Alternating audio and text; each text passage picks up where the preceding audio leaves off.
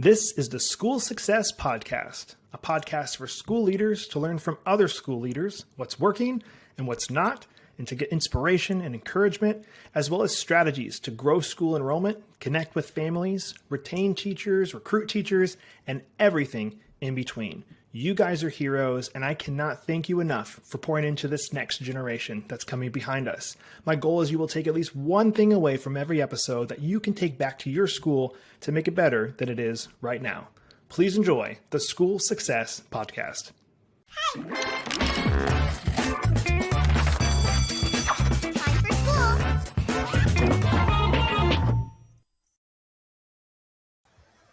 Hey, School Success Makers. Welcome to another edition of the School Success Podcast. I'm your host, Mitchell Slater, and I'm joined by my friend Michael Sabo out of Panama City, Florida. He is the head of school at Covenant Christian School up there, and they're doing some pretty sweet stuff. And I've met him in person. He's a great guy with a great school. And as recording this, about like 24 or 48 hours from now, hurricane's about to hit. We're close to his area. So we're getting this recording in right before all that fun stuff happens. So I'm not sure the exact date of the launch of this podcast, which should have been probably a month or two ago that all that happened. So I'm hoping everybody is safe and sound and very good there. But before we dive into today's episode and introducing and passing it off to Michael, I do want to highlight our amazing sponsors over at America's Christian Credit Union. You guys have probably heard this spiel before if you're regular listeners, but they are celebrating 65 years of service this year, and they are providing essential school banking services and tuition financing programs for schools who are looking to reduce their risk and administrative burden.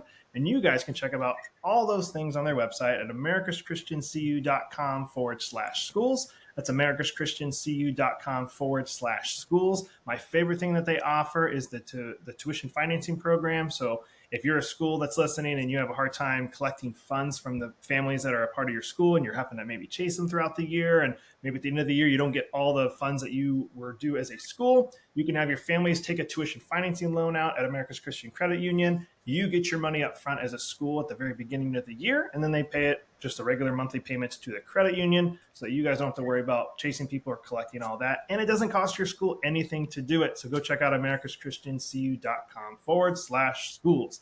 All right. Well, as we dive into today's episode, I will pass it off to Michael to do a quick introduction, and then we'll dive into the nitty gritty. So Michael, welcome to the podcast, sir. Yeah, thank you, Mitchell. I appreciate that. Like you said, I'm with Covenant Christian School in Panama City, and I am entering my 7th year here as a head of school administrator.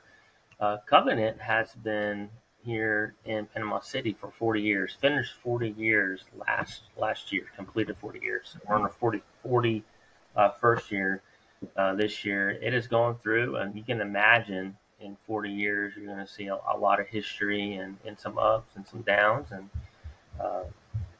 the school was transitioned and in different seasons and different times.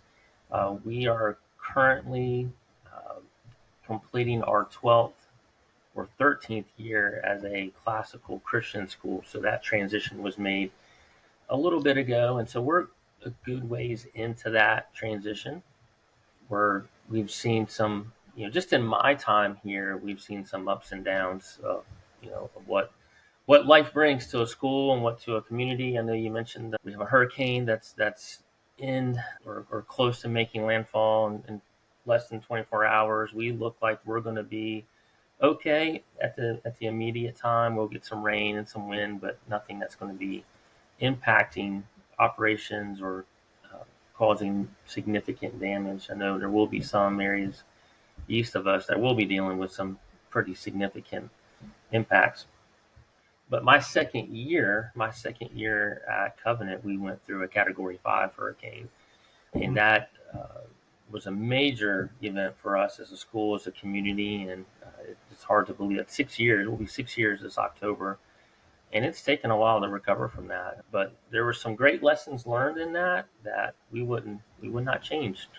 Maybe we would change some things, but it was, looking back on it, we see the blessings that came about through that. So awesome. Well, thanks for giving us a background and sharing that. And as we dive into some of the main topics and discussions, I always like to start with the question of, if I was to visit you guys in Panama City, what would you say, Mitchell, you got to do this to enjoy all that Panama City has to offer? Because I've only been to the Panhandle once, and it's really only been to Destin area. So I never even went through Panama City. But if I did, you'd be like, Mitchell, you got to do this. What do I got to do, Mike? Well, I just think we live in Bay County, Florida, and one of the tagline is "World's Beautiful Beaches," and they truly are.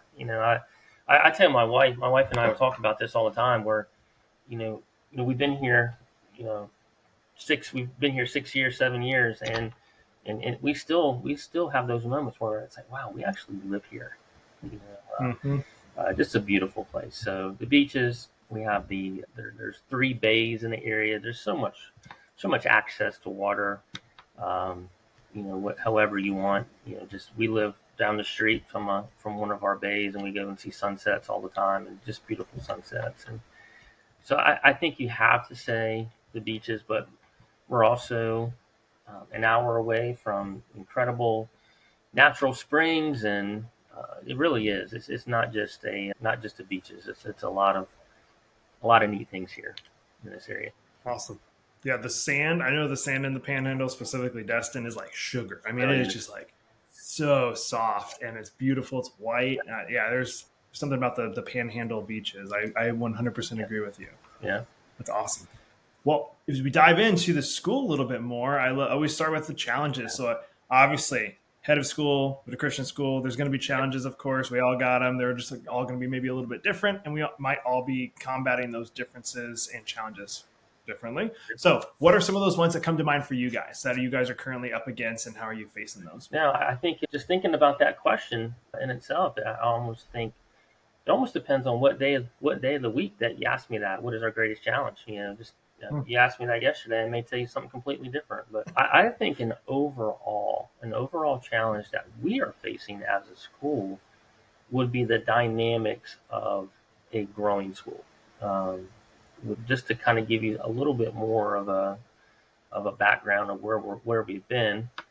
When we came back after the hurricane, and our community saw a population decrease. People left, homes were gone, and that was just a fact. So our public school population dropped, and so we went down a little bit. We lost, I don't know, maybe about 10%.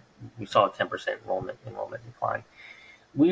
But since then, just in the last, like I said, we're finishing or into year 6. We've more than doubled. Right, we've seen significant growth in that, and that's been one of the challenges that I would say that we're working through, is the dynamics of a growing school. And we're still a small school where we're looking at enrollment around 270 or so right now, which I would consider a small school. But when you take where we've been, we're around 120 to 150 in that range consistently to now, it just adds different pieces. There's so many different aspects to that. And the keeping up, I think there's a phrase of just catch up, keep up. And then once you get to that point, if you even get to that point, it's moving forward. And schools need to be moving forward. We need to be moving forward. So we're battling that task of catching up.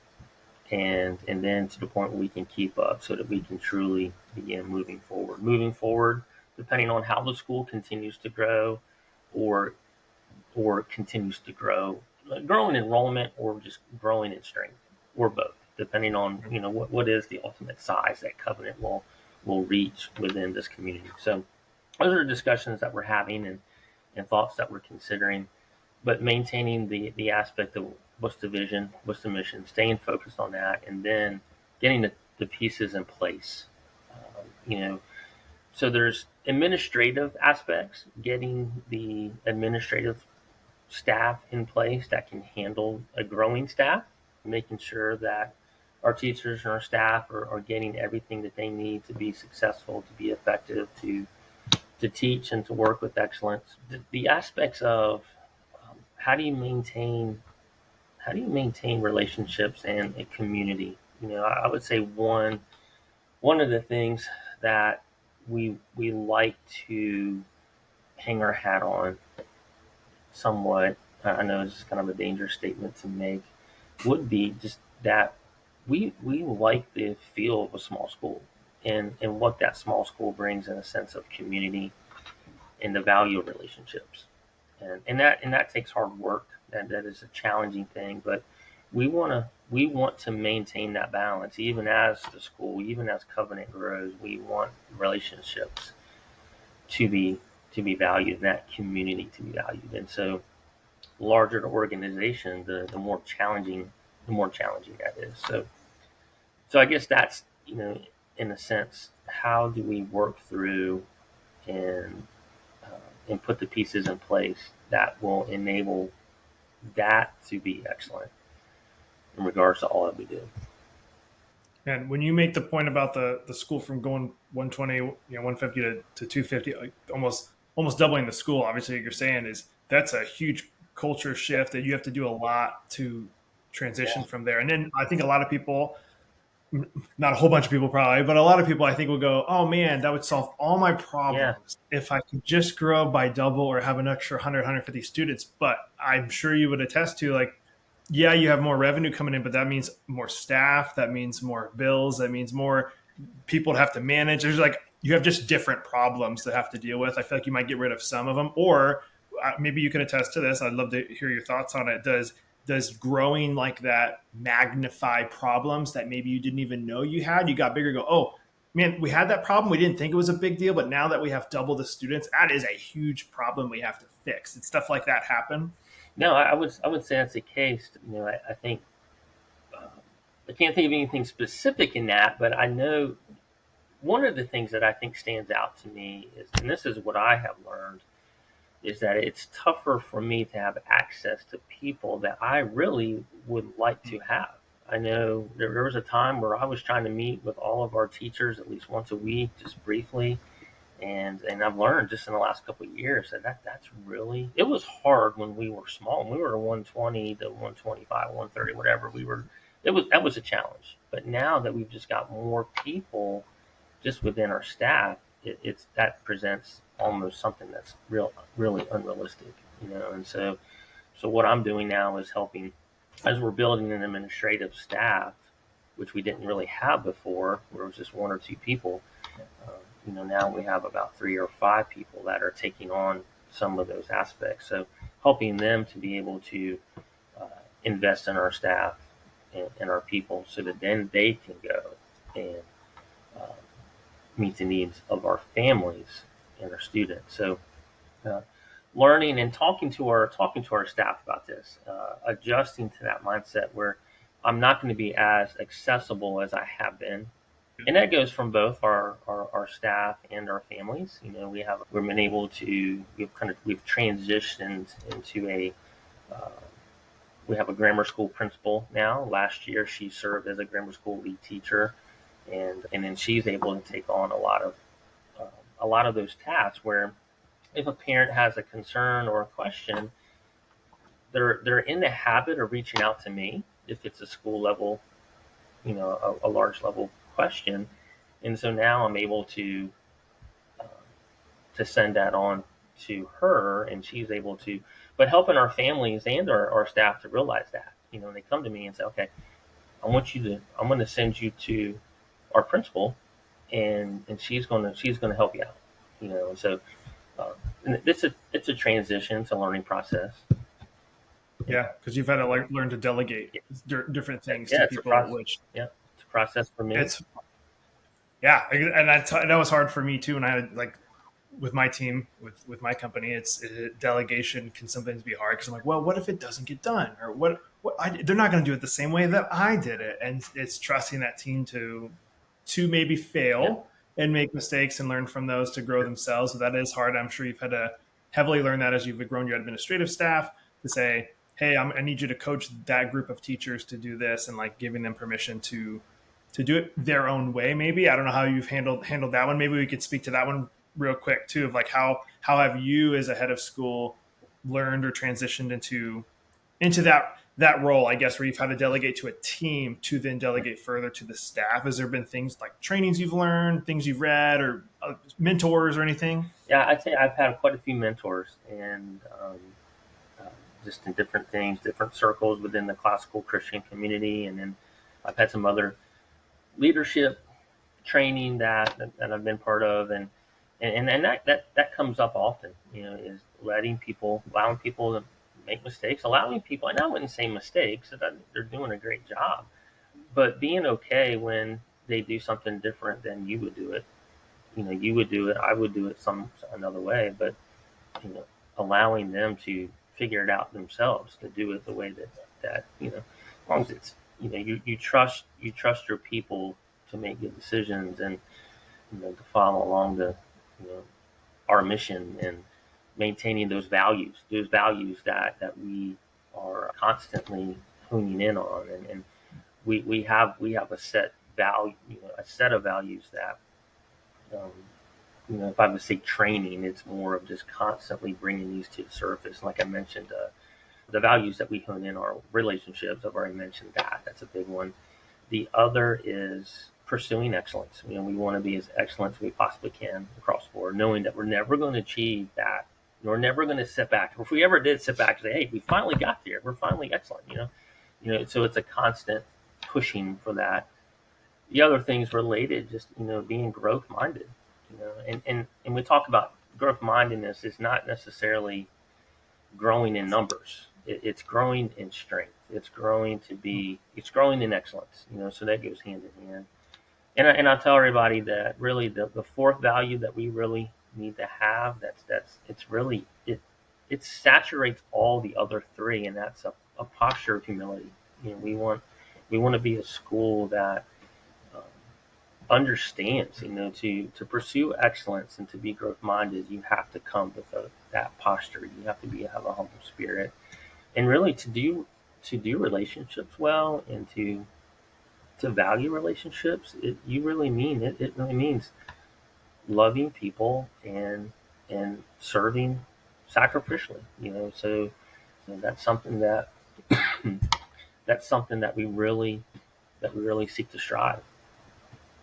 Love it. Well, that's a perfect segue into the next section of what's going really good. So, brag about the school a little bit. What's you've had challenges, of course, but there's obviously things that are going good. Obviously, you grew. To where you're at, so that's a good one. But what else is going good? Yeah, I would go back to I mentioned that aspect of relationships and community, and it starts with us as a leadership group, and it gets down to our staff. And I really hope, and this is it, and I do feel like we are doing this well, but the aspect of when people come on our campus, and we're not perfect, and I mean, if any of our families or staff, listen to this, and they some of them may not say, well, I don't know if they're there yet, but I would tell you, this is something that we hope, and I do feel like we do this well.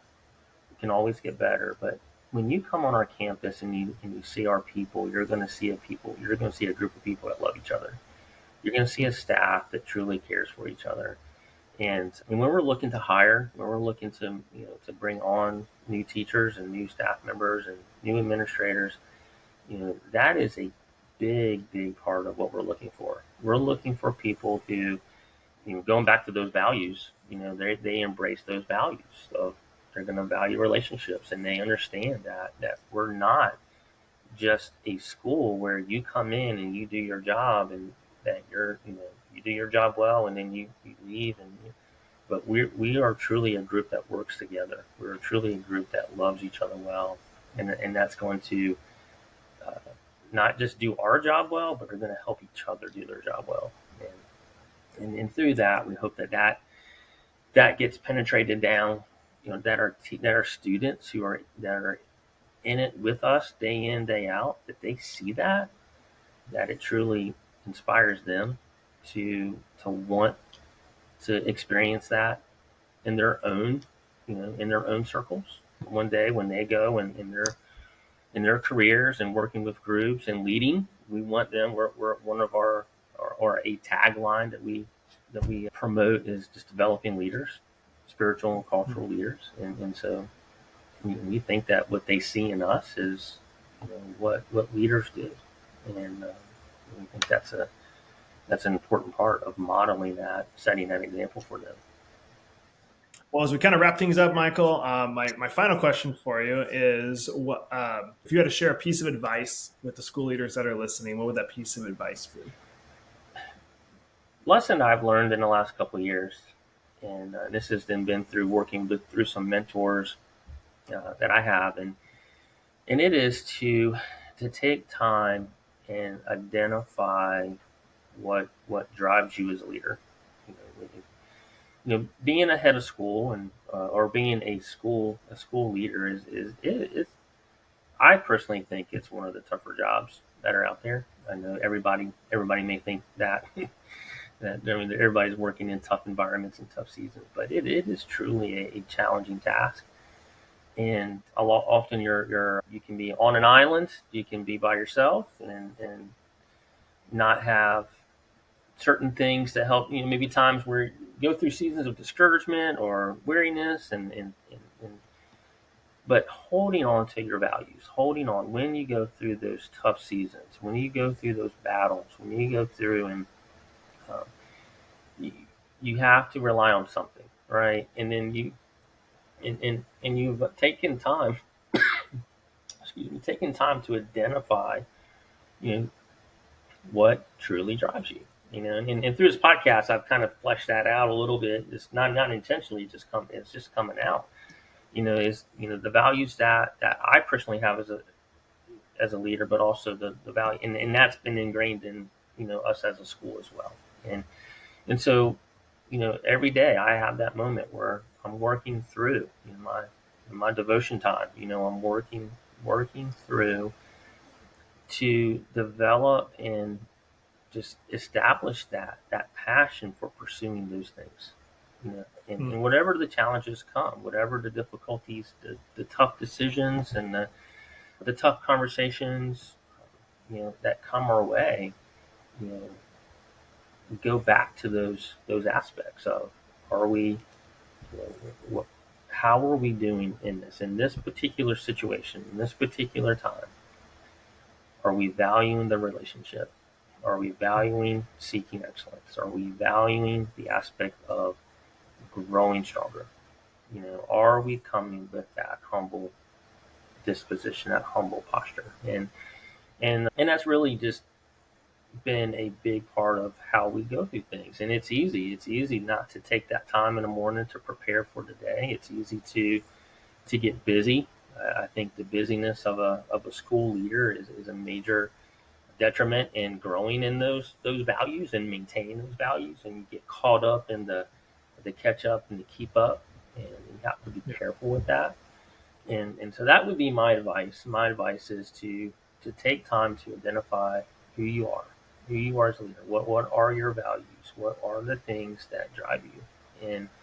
And then you work through everything in that regard.